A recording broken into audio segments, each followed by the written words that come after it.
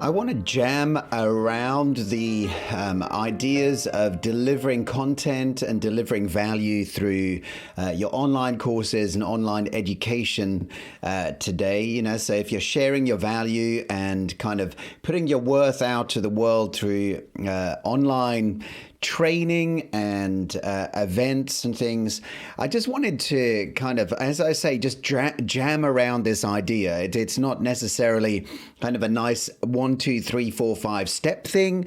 It's more just sharing some of my experience and thoughts around it. And I would absolutely love to hear what your thoughts are around this too. The picture that I got when I was thinking about delivering value was actually the way I started writing about this. I said, you need to have your peas on a plate or they just roll on the floor. And then ask the question, know what I mean? Like, really, no, I've got no idea what you're talking about. And the picture that I saw really, if you were my kids, my 2 younger kids, even on a plate, the peas end up on the floor, but nevertheless, is that we can have all of the goodness that we want to deliver. We can have all of the value that we want to bring to people. But if we don't present that goodness in a way that makes sense and that people can come and partake of easily, if they're just rolling around on the table randomly, it makes it very difficult for people to really partake of that value. What we want to do is plate up our content in a way that really delivers that value in a manner that is consumable and helpful and beneficial for the end user, for our students, for our audience. And so choosing the way that we deliver our knowledge, I know we're just shifting from the picture of delivering food on a plate to actually delivering knowledge. It's very much the same as if we are creating a meal. There are different ingredients that go into that meal to make it remarkable. And I think that there are 3 things here that I would, and there's a 4th as well that I'd want to add, but 3 essential elements at the outset would be you got to really put in the right amount of inspiration, education, and application. You got to put all of those on the plate to really to bring and promote your audience and help them to move steps forward. And our online courses need to deliver outcomes, not just inputs.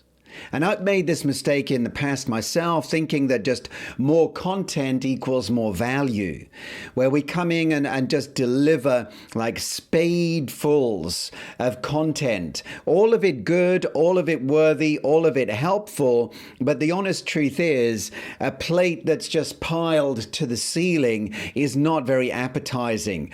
And people won't necessarily, unless they're very fond of eat all you can restaurants, they're not very likely to partake of it because it's just simply overwhelming. It's just this mountain of information that they have to and it looks hard to scale and difficult to digest. And so what I found is that delivering content in small amounts that mix in inspiration, education, and application with every mouthful, it's a great deal more transformational for the people that you're working with. And so, it's really worth asking your question, how will my training, how will my educational content, how will those materials help people to act on what I teach? So we need to move people from merely being inspired, and we need to even move them beyond being educated and informed to a place where they actually take action and make that knowledge their own, to the degree that they could actually teach someone else is really the ideal. A teacher produces a teacher in the same way, like a tree is not designed to bear fruit. Yeah, it may sound strange, but a tree is actually designed in its fullness to create another tree. And that is the end result. That's the victory. That's the winning post, is that we create another tree, not just a bunch of branches and fruit, but we want to see other people kind of equipped to the degree and the point that they could help someone else. And so, and at the same time, we're talking about overwhelm, which is, I think, a big deal today. There's just so much overwhelm. The amount of content that people are is dumped on people, never mind the stuff that we come and actually choose to partake of. There's so much just dumped on us every day that it can be very overwhelming. And admittedly, there are outcomes that can't just be dished out in a few minutes, and that's absolutely fine. But we need to understand as well, when we are crafting our courses and developing our educational material or our inspirational material that we want to impart to people, that they do not need to know everything in order to learn the anything that they came to grasp and go away with under their belt. Sometimes people will come to learn one thing and we think, oh, wow, it would be really good if I also give them this and this and this and this and this and this. But actually that does not serve them as well as actually just delivering that one thing that they came for. And so in some senses, the more we give, the less we might see that transformational result in the people who are our audience and our students. It's definitely something worth thinking about. And so really knowing your outcome with just a laser sharp accuracy is going to help you to eliminate. And, it's easy to eliminate the things that are irrelevant or like clear distractions from your end goal and end game. But it's really the good things that might distract, the good things that you might add, the good things that you might pile on. Those are the things that really are the most dangerous and that could obscure the pathway that your student needs to take to get the result that they're looking for. It can stand actually that all of that extra content can stand between your student and the outcome that you are seeking to kind of bring them into. So just be careful with that. And of course, larger courses might cover a lot of bases, but even here, you need to structure the course and slice and dice it so the outcomes are delivered in manageable bites. There's always a way to simplify. There's always a way to compartmentalize areas of action that can be taken, areas of knowledge that can be understood in a way that, again, makes it possible for a student to work through bit by bit, step by step, and internalize what they are learning before they move on. So, and of course, the most basic way to do this is using very clear modules, lessons within those modules, and then steps within those lessons. And so, as you may know already or may not, I love using Podia as my platform, and the Podia platform, or any other platform, whether it's Teachery, whether it's Kajabi or Masterclass or whatever platform you use, these platforms are developed for course delivery, which is great. But even there, even leveraging those dedicated platforms is just one step towards actually seeing the results and the transformations that you're looking for. It's actually how we mix the recipe that makes all the difference.